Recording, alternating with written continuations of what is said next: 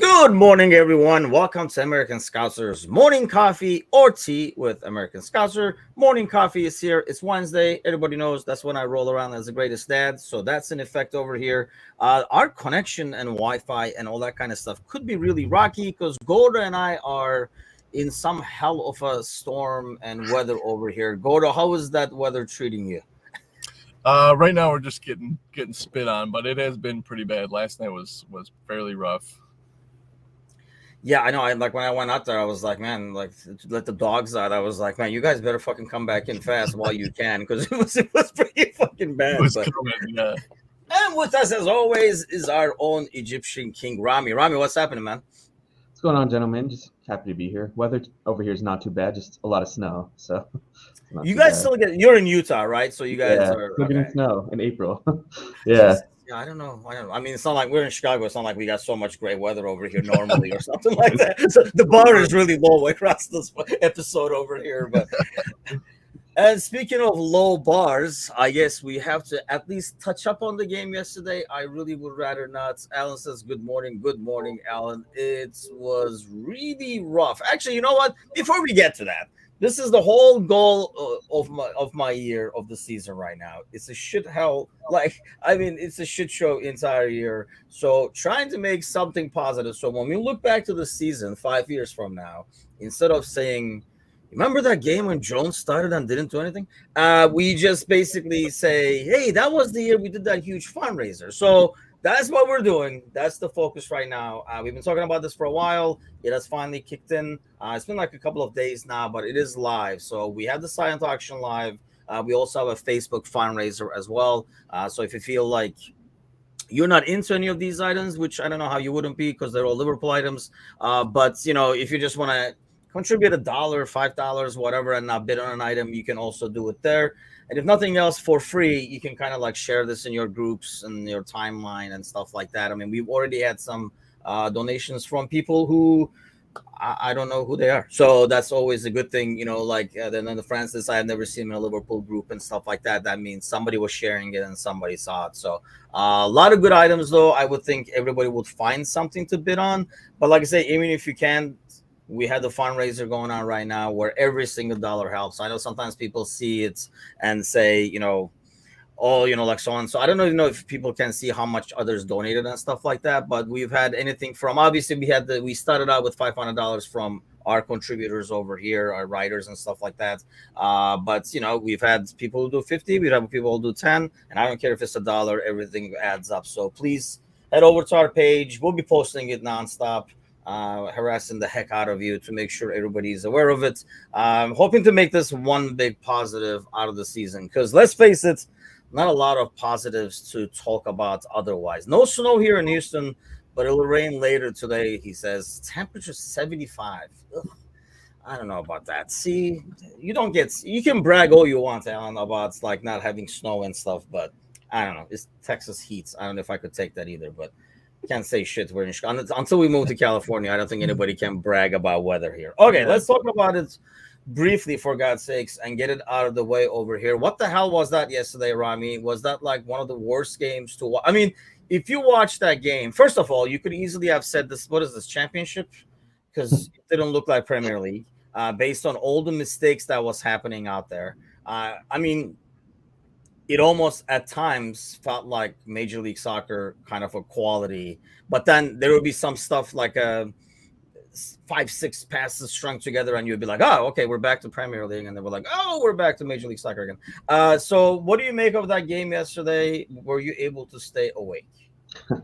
I'll be honest, it was hard to stay awake. Yeah, it was one of those games that like you said, you could tell that was a mid-table clash. It definitely looked like, what was it, 8th versus 11th playing each other yesterday. So it was definitely a hard watch, and like you said, there were those moments of quality, but I just felt like it was coming a lot more from Chelsea than from us, which was frustrating.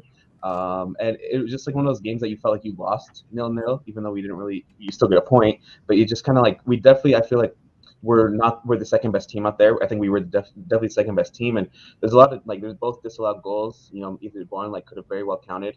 We kind of got lucky there that they didn't. And so if anybody should be upset that they only came away with a point, it's not us, it's Chelsea. And so it's just I don't say a symptom of the season, but kind of like what it feels like. It feels like we kind of have the same conversation after every game where it's like either, we're lucky to get a point or 3 points. And then if we're not, like if we lose, we're like, oh, that was a terrible performance. And it just feels like we're having the same conversations after every game. And I feel like I'm starting to get crazy. So I'm starting to go into these games with like no expectations anymore. We were talking about it one of these weeks. You're like, at least in the past, we would at least like, even if we didn't win every game, we'd be excited to watch us play because we would just go out there and play with a ton of intensity and just it would be fun to watch. Even if we end up losing, at least we did it in style. But now it's just kind of hard to watch. You just kind of feel like I don't know. It just you feel sympathy sometimes for the players. Just like it's just so hard to watch. So yeah, it was definitely a bit difficult to watch for sure. I mean, even when Sir Z says horrible game, just need the season to end ASAP. Yeah, I mean, if you could fast forward somehow, like in like management games, you can sim games. If you could just sim games and get to the end, would be nice. I wish, but I mean, even in our top performing times, Gordo, when we played like a League Cup game where we made like multiple changes and stuff like that, it looked rough out there.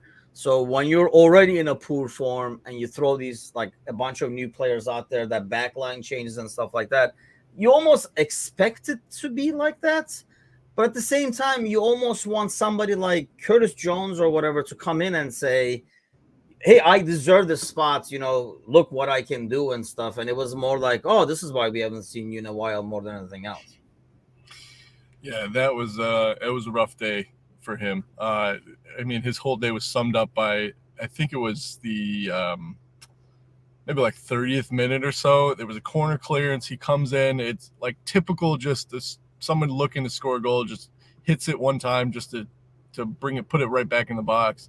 And he's virtually unmarked and just collapses as if he was shot by a sniper. It's like that's your day. That's your day, guy. It's just like it looked like, those little toys back in the day where you push the bottom and they just like collapse and then they pop back up. His legs just collapsed on me. Nobody around him. He duked himself out. And I was like, that just sums it up perfectly. And then the whole game, I think, was summed up by the fact that Reece James making that run on the left-hand side close to the end of the first half and gets hit in the back of the head with the cross to him. It's so frustrating. And I think what's more frustrating is, like, we played City. It was very obvious that we're on two different classes this year. And then you look forward and you go, it's Chelsea. They're having a crap season. This is awful. This is our chance to put them to bed and at least say, well, we're not that bad. But yeah, we just went out there and went, oh, no, we're that bad. So it was like a litmus test, really, and we failed it. Yeah, I mean, like Rami is saying, if anybody is like, damn, man. I mean, it felt like a loss because we needed the 3 points, I think. But I think, you're right, Rami. After the game, I mean, it's hard to say, oh, man, we missed those 3 points. We're like, lucky to get a point and get the hell out of here kind of a deal. Even Jones said after the game, it's like, a point is a point, which is something that a team who is 14th would say. This time of year, every point is important and stuff like that. No, man, it's like if 3 points, we needed 3 points from this game if you had any hopes, which I really don't at this point. And it really, really scares the hell out of me for the weekend against Arsenal, an actual team who can play, kind of like how City was. So Z says we have so much dead wood, Viagra wouldn't help us. And yeah, I mean, here's the thing. Communication with squad players to sell John. Well, Ox is getting rid of himself. So is Keita. Gomez, let's talk about that real quick. I don't know why I have a soft spot for like Gomez, but I feel like he played decent for what that back line was. What I do see in Gomez and in a lot of players is the lack of confidence is just ridiculous. There was a time where it was him and Jota, who looked like they never played together like ever. And he waited. Jota was going to look like he was going to make a run. He kind of did, but then he stopped. The moment he stopped, Gomez passed the ball for the run, and it was just like, oh, what happened there kind of a deal. But that's because, it's almost like overthinking not to make a mistake. And looks like, Rami, whatever, unless we string along like 5-6 wins, which we don't see happening in this form, we have to wait till next year to try to build that confidence back up. Oh, your microphone is off. There we go. Rookie mistake. Yeah, I mean, I hope not. It's one of those things where it's like that's like something we can try to get out of this season too. It's like if we can't get top four, and, Europa League is what it looks like we're destined for, then let's try to get something out of this season still, and that can just be building certain players' confidence. That could be. I read a stat that Jota hasn't scored for something like 31 games. Like it's around this time last year that he last scored a goal in any competition. So it's just like things like that. Like let's get Jota a goal. Let's get a few clean sheets together. Get that defense's confidence up. Maybe put in a good midfield performance. Just things like that where it's maybe top four. That goal is gone, but there's still other things that we can achieve this year on a more team level. Just things to build towards next year because, like you said, it's these players don't really lose their ability overnight. It just seems a lot of like mental blocks are just in their way. And a player like Gomez, who, like you said, had a lot of potential. Him and Van Dijk manned that back line the year we won the league, and it was an impenetrable defense and very solid together. But something within these past few years has just killed that player that Gomez was. And so yeah, it's just about just rediscovering those players. I'm from the group that thinks we should give Gomez at least one more season. I think he's not one of those players that I still think there's a player there. He's not one of those players that's past it or washed or whatever. I think there's still definitely a player there. It just like you said, you just have to do whatever you can to get the best out of him. And I think that's what we need to basically spend between now and the end of May doing with this squad. If I was Jurgen Klopp, it'd be all just about getting these players' mental confidence up. And then that way, going into the summer and then into the next season, we can actually have a good platform to build off of. But yeah, the way it is now, it's very hard to do that when you're just constantly getting beat every week, and you'll never build your confidence that way. So yeah. Yeah, sadly, it's a lot of building blocks to get to where we were to be mentality monsters. And you're going to need a lot of those blocks to rebuild that, Gordo. And here's the thing. At the same time, being a devil's advocate, did Gomez, and I don't want to single out Gomez on this one. The player that made me think of this was Costas as I watched that game yesterday. Did certain people look a lot better than they were? Because the rest of the team was on such a high form that you and I could have popped in and left back and be like, "Yeah, this guy is just as good as Robo. He can do whatever he does. Maybe not as good, but he's darn close. We have such a capable backup and stuff." And you see him yesterday, and it's like, holy mother of God. I mean, I don't know if it's because of the lack of confidence spreads around, or did some of these players look a lot better? Like Jones is another example. When we felt like, oh man, we got a great young player there. Look at that. Oh, we're rolling. And then you watch it now. You watch that game yesterday, and you were like, maybe these guys weren't that good. They just looked good at the time. Yeah, I mean, and it's not just those players. It's us as a group of fans. I mean, there's that funny line in it's Hall Pass where like they're in the club and like, oh no, that's actually 6, and she's surrounding herself with 3s, and so she looks a lot hotter. And like it's just the reverse of that. It's like Virgil van Dijk's on the top of the world. We're beating Watford like 6-0, and it's like, oh, it's okay that he made this mistake or that mistake because we ended up winning and everyone else looked fantastic and he's a young kid. And then when you're losing, you're just looking for every little mistake is a lot more egregious and it looks a lot worse than it is. And honestly, a lot of it too, I think with Gomez is Virgil van Dijk himself was confident. The whole league was terrified of him, and he actually was playing good. So you've got those 3 combinations, and he could have carried anybody next to him, and we probably still would have won the league. And when you play next to somebody with that much confidence, you're not as nervous. You have a lot of faith. And I mean, you listen to goalies all the time, and goalies, they'll make more mistakes when they don't trust the people in front of them. Yeah. And so when you're surrounded by those players, it can actually lift you up, and you're not as worried about making mistakes, and therefore you actually don't make as many mistakes. So I think that has a lot to do with it too. I mean, Virg is obviously struggling with himself right now, and the league has figured him out. So it's two factors, and it just looks like a very leaky defense. So I will say, though, there is a positive. We're not out of winning the league yet. If Arsenal, City, Newcastle, Tottenham, Manchester United, Villa, and man, it's tough to name all the teams ahead of us, and Brighton lose every single one of their games. We have a limit. It's a short show, man. And we win all of our games. We win the league by points. So there's still hope, guys. Hey, there you go. You heard it here. Stranger things have happened. But I mean, that's a really good point because I think it almost like, having played as a defender, that's almost it goes the other way around too. When you have a shaky goalie behind you, it affects your play because, you feel like, I don't know, when there's a good goalie behind you, you go into a ball and you're like, if I don't get this, we're screwed kind of a thing. And, maybe you kind of like hesitate a little bit, which makes you lose the tackle anyway because you lost half a second there. Whereas when you have a competent goalie behind you, you go in because even if you don't get there in time, you have somebody behind you can rely on. So it is contagious going around. But okay, then let me flip that question back to you, Rami. If that's what we're saying, I mean, you would think the rest of the season we can kind of like take a look at it. Like, Alan says, why throw Milner on when Carvalho and Arthur Melo were also on the bench? You would think normally, okay, this is a good time to see what guys like Jones has and Carvalho has and stuff like that. But is it really a fair experiment when you throw them in this mess because nobody looks good? Yeah, I think that's a fair question because I thought I didn't have that many issues with the lineup yesterday because I kind of had that same thought. I'm like, if there's a time to give these players a bit of a run, it's now when there's not a ton to lose. If we kind of conceded that top four is maybe out of reach, then yeah, it's time to give these young players a chance. But then like you say, we don't give Carvalho a chance, who we've been dying to see, or any of these other guys, and then we're trotting out Henderson and Fabinho in midfield still. So it's like you got to question what the balance that they're trying to strike here is. Are we trying to, give experience and give confidence to the guys who are going to be here next year, or are we just going to keep hammering the same things and hoping it works eventually?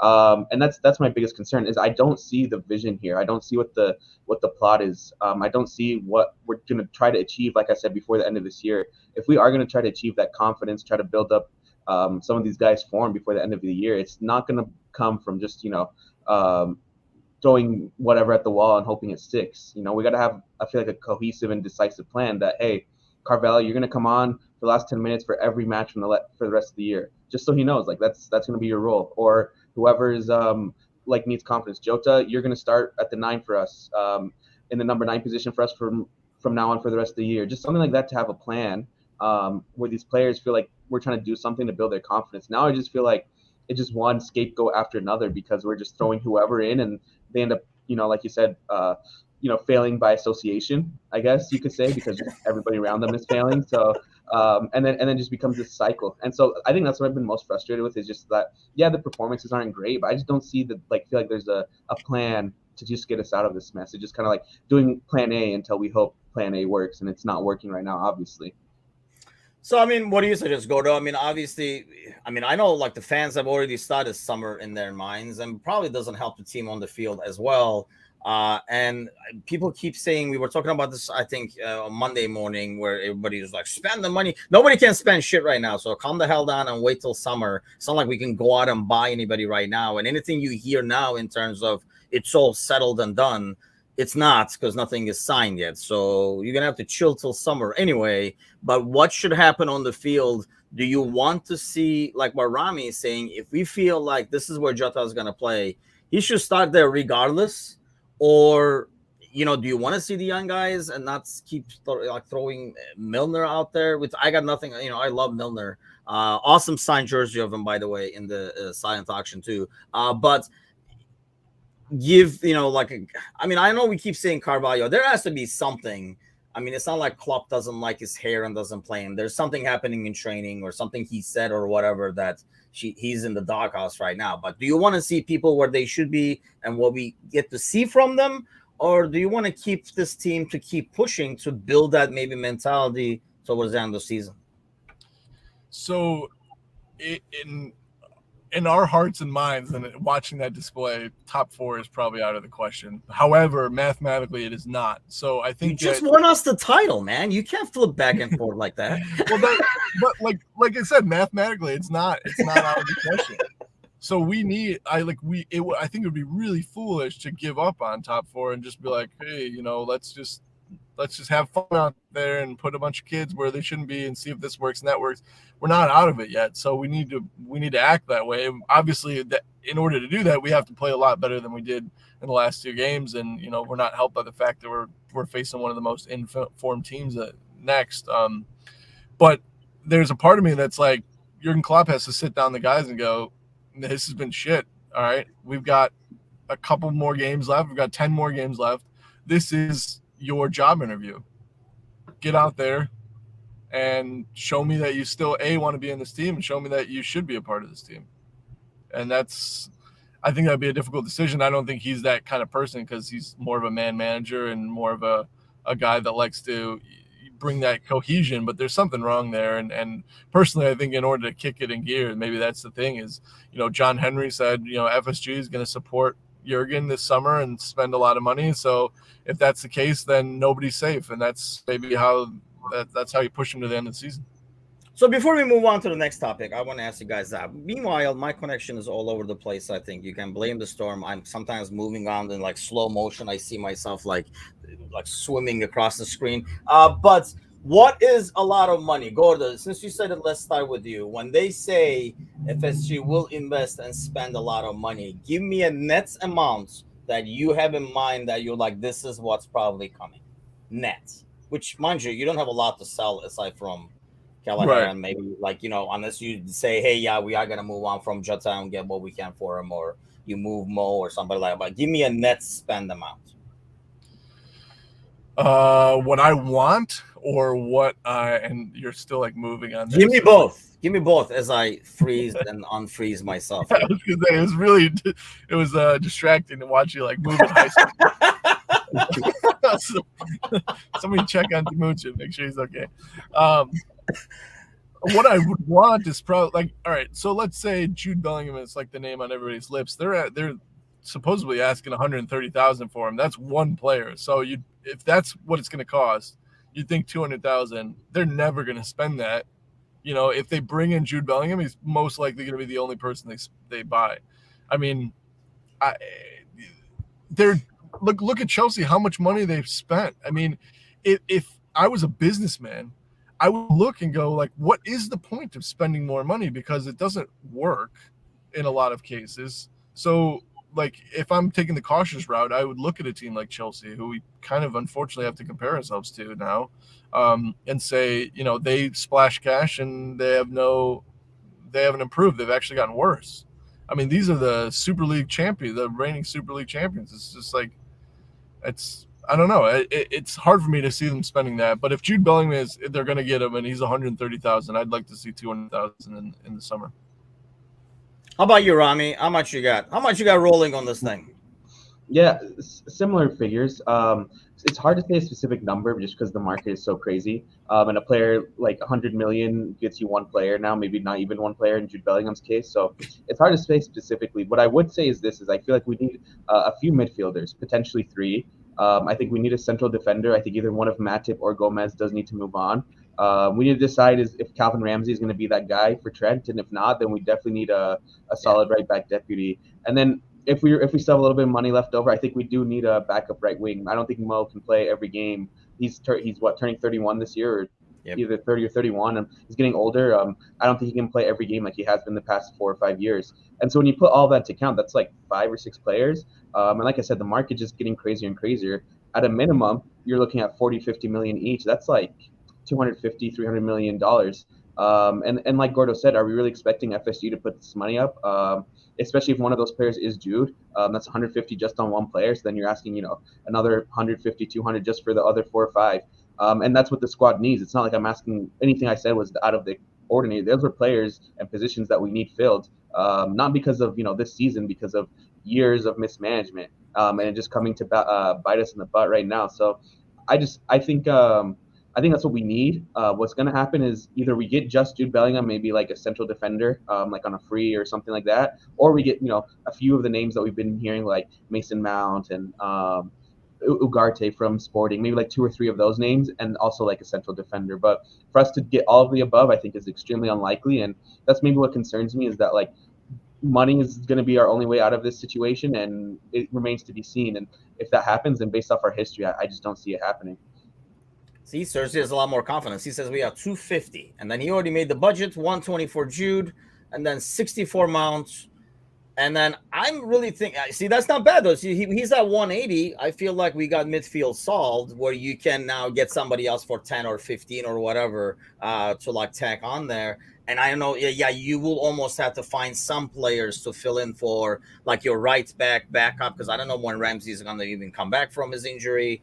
And then, yeah, you will need another center back. But I don't know, you go after a player like maybe, I know it's not something we normally do, but sometimes you kind of have to work within your budget and maybe get a guy similar to Thiago Silva or somebody like that who, is has the experience, is going to be okay with rotation, doesn't going to, demand that they start every game and stuff like that. So it'll be interesting to see. But 250 sounds about right in terms of, I think, what's needed. And I feel we have something mighty close. Sad thing is we don't have a lot of people that we can move to bring, offset that negative balance. And at the same time, kind of like Sir Z is saying, it's when you sign a guy like Bellingham and Mount, yeah, it's 120, but it's 60, but they're both young guys that can carry your midfield for like a decade or so. So if you divide it up to years, it's not such a bad deal in the grand scheme of things. Jamie says Anfield this weekend, 34th anniversary of Hillsborough, so we can put in a performance to match the occasion. That's the thing. I mean, yeah, you would hope so. And that's kind of like every game you feel like this is the game, they're going to be back. And sometimes they have a decent game, you're like, we're back, and then we're not. So I think this is going to be what we're going to go through the rest of the year. So before we go, though, I kind of wanted to touch on the subject. This can go all over the place, but let's start it anyway, because we were talking with Rami yesterday about Ramadan and how it's handled right now in sports and why the French are being douchey, characteristically douchey, I guess. I have no idea why, but okay, so let's get this straight. Rami, before, so that the opinions are, I think, because we're from all kinds of the weird spectrum over here. You do practice Muslim. Are you fasting right now? Yeah, currently fasting. Okay, so we have everybody from each end of the spectrum. We have a fasting guy, we have a guy who used to fast and kind of on the highway to hell right now, because I have not been religious over the last couple of decades. But so I'm on the left lane now on that like 2-passenger or more one. But and then we have Gordon, who is like, obviously doesn't have much to do with Islam, but we were talking about fasting and stuff earlier, because you were talking about how you guys used to do it with your teammates and stuff like that during college. So let's start with you, Gordon, because you're kind of like more. You would think that Rami or me with my slight bias or something like that. But what do you make of it, and why is it such a big deal? There was a story about a player getting benched in France because he refused to stop fasting. And then the French league literally went out of their way to say to their refs, you will not stop the game for like breaking Ramadan. Like, why even go out of your way to create hate in a sport where they probably fucking putting billboards in the background meanwhile that says, like stop hate in football and shit like that? Well, I mean, to start off with, I think we're heading in the right direction in terms of what the Premier League is doing, because this is the first year that I can remember that they took breaks to break the fast. I don't ever. I think it was always unofficial. Like, it would happen. Yeah, never like official. Injury, right? And yeah. Somebody just runs over real quick and grabs a bar or something like that. Yeah, I'm sure that it happened all the time, but it's always been something that like I've thought about a lot, like with the high level and high class players. I mean, at one point, our two greatest players on the team were both fasting at the exact same time, and it's a crucial part of the season. And so I was always wondering, like how much is that affecting them, and how much they're having to deal with on a daily basis, because it didn't look like either of their forms would ever drop. From my personal experience, we had a lot of Muslim players on my college soccer team, and we used to do it with them because, why not? It made the bars on Thursday and Friday a lot cheaper, because the beer just got you really drunk after fasting all day. When a nice PBR, a 16-ounce PBR is the first thing you've had all day, you're pretty much buzzed on $5. So we used to do that with them more for the drinking aspect than anything. But it was a very difficult practice and very difficult games. But obviously I'm not in the kind of shape that they're in. But I know that it puts a mental strain on them as well. Personally, for me, it doesn't bother me at all. I mean, like, it's shocking to me that it would bother anybody. I think in Europe, they play a lot of games where there's no commercials, and like here, like watching them take a break to like have a snack and like a Powerade I can handle that over literally having the game of the NFL sandwiched between commercials. And like the main aspect of the sport is selling commercials, and then there's a game in between the commercials. And so like I'm totally fine with it. I don't see an issue, and I honestly don't see how anyone could have an issue. I mean, like, and we're talking like, I don't know, like 30 to 60 seconds. It's not like they're sitting down and having a full course meal. And right. It's not like, it's at a set freaking time. It's not like, oh, what if that guy wants to eat now and what if that guy wants to eat then? There's a set time based on where you're located. And, they're like, oh, it's, now is the time. I mean, I'm sure like they're not going to be like, now, like I got to run to the side. But like the next time the ball is out of bounds, it's almost like a substitution. Why would it be so? I mean, I used to fast back in the day. Yes, it is very difficult to do. And I was freaking young. I don't know if I could. I mean, honestly, more than eating, Rami, it's the drinking that really makes it a pain in the butt and very challenging to do. But when I see that, I'm almost annoyed. Like when I see like what the French league is doing, it's more annoying. But to someone like you who is fasting and everything like that, I assume there's like not only annoyance, but probably a hint of anger as well when you see something like that. Yeah, I think frustration is the word that came to mind. It's just like, why is this even a conversation? It's like Gordo said. It's like I thought they just kind of already did this now, just because it's official. It's a big deal. I think France is just such a secular country that it's like anything having to do with religion is just bad, and especially like Islam, because it's that's kind of like the hot topic over there right now. And so I think like if they didn't make a big deal out of it, just like players are just doing it quietly, this would never been a news topic. But because the French league had to make it come out and be like, no, we're not doing an official break, all of this stuff, then it became this topic. And then that French coach coming out and talking about his players that way just turned it into this huge conversation. And like I said, it's very frustrating because I don't see why it's an issue. Like you guys mentioned, Mo and Mane and Sadio were fasting and constantly. You couldn't tell a dip in their performance. Mo was fasting on Saturday against City and was one of our best players, was pressing, very intense, ran a lot. You would never be able to tell that guy hadn't drinking water in almost 18 hours. So it's frustrating that I feel like there's kind of like, not a double standard, but more that just like, why is this even a conversation? Until you start to notice that, hey, maybe you're not playing your best right now, or maybe you're, misplacing passes or just not focused or whatever, you look dehydrated. If that becomes an issue, then you can have that conversation with that specific player. But to just kind of like blanket it like for the whole French league, like, no, this isn't allowed or just whatever, it's just kind of frustrating. And it just goes back to show that as much progress as we have made as a society, there's still a lot to make in a lot of different areas. And I think this is one of them. Religious acceptance is a part that, different cultures in different places have different views on it. And as a society, I hope we get to the point where just, we just accept all faiths and all people. But, like Gordo said, as much as nice as to see in the Premier League the progress that's made, the French league was just kind of like a stark reminder that, we're not all the way there yet as a society. So that's more what I viewed it as. It wasn't like you can't really control the way the French think, but like you can kind of try to understand it sometimes. So that's kind of like where I'm at right now. And I think with players, I mean, I don't know, it's like everything else. I haven't like fasted in 3 decades or whatever the hell it's been. I mean, if I do it now, it'll be like, holy cow. But if I did it regularly, I'm sure, like during Ramadan, the first couple of days are a lot harder than the rest of the month. It's almost like waking up early. Like you get a new job, you start to get up at 5 a.m. The first 2 mornings is hell.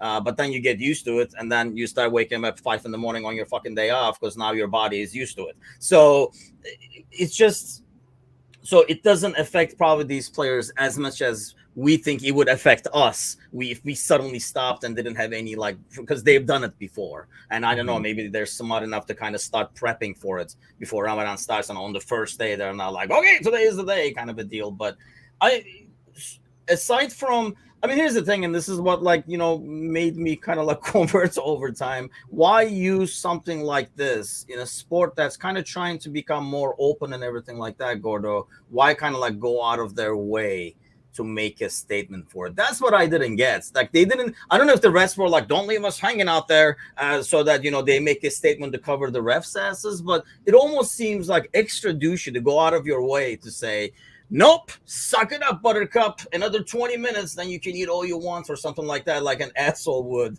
It just seems like over the top asshole-ish. That's what frustrates me, I guess. Definitely. And I mean, that's our society now is very much posturing. It's like, oh, most of the squeaky wheels and stuff is like, hey, look at me. I'm so not racist that I've made this a huge deal, which is almost racist because it's like, we have to stop so that they can eat because we are understanding. And like, look at us and we're going to put this on our posters and everything that we do this. And it's just like, why does it have to be a big thing? Like Rami said, like, why is this a conversation? Just do it. Like, it's the right thing to do and just do it. And they're making the decisions like, I don't know, man. Can you pass me that thing over? Yeah, exactly.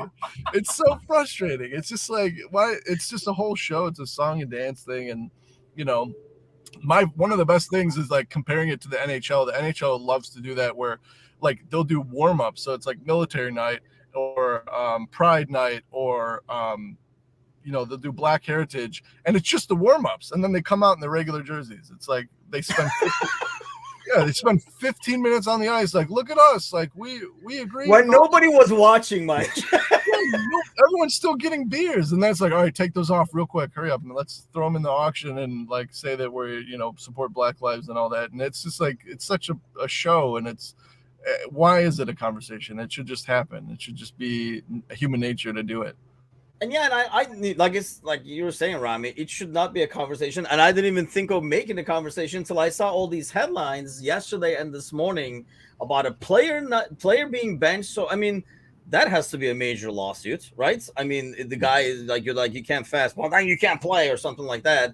And then, like I say, I just felt it was so odd because I thought Premier League handled it best where they were like, yeah, we're gonna stop. Why wouldn't we? We freaking stop for every damn thing. And here's the thing: there's ways around it. Just hold your head, go down. They're like, "Is it time?" Oh, and then, just fall down and then just like go get a drink and eat and stuff. Like I said, they're not having full course meals over there. We're literally talking 30 seconds. I think the dude Amrabat. I think I was watching it in the Fiorentina game. He just had like a banana and water. I can knock that out in like 10 seconds myself. So, you think that will change over time? You think this, because there's a lot of reaction to it. Heck, we're freaking talking about it all the way over here on the other side of the ocean. Do you think this will be something that the French will be like, yeah, we really fucking fucked this one up. Why did we even make it a topic kind of thing, Rami? Or the French are going to be like, it is what it is? I mean, if there's one thing I know about the French is that they're stubborn, and so I think they're just going to dig in on this. It's going to be one of those topics that's like, I don't know why, like I said, this year specifically, it's getting a lot of attention. So my feeling is next year it's going to be completely swept under the rug, and it's not even going to be talked about. They're just going to stick with it. They're not going to make it like an official statement or anything, but that's just going to be like their rule. That's like, oh, we don't stop play for any religious reasons or something like that, and just make like a general rule. I don't know. I just see that happening. What I think is going to happen though is globally is teams are going to follow the Premier League suit, and like Gordo said, everybody now wants to be the the virtue signal, like we do nothing wrong, and so teams are just going to be like 6 months before Ramadan, be like, oh, look at us in 6 months, we're already preparing for Ramadan. You can players can bring their fast whenever, and we're so supportive, and we hired a sheikh, and we have a mosque in our stadium, and all this stuff, and it's going to become like this whole thing. And so I don't know. I like it's progress, at the end of the day, and I guess that's a good thing. But I hate that it has to come in this fashion. So I can see like they're like, we made these fast breaking kits or something like that. It's like a little bottle of water, one small. Like we made these smaller bananas that you can eat faster. Brought to you from Energizer. These are sponsored, and like let's sell that.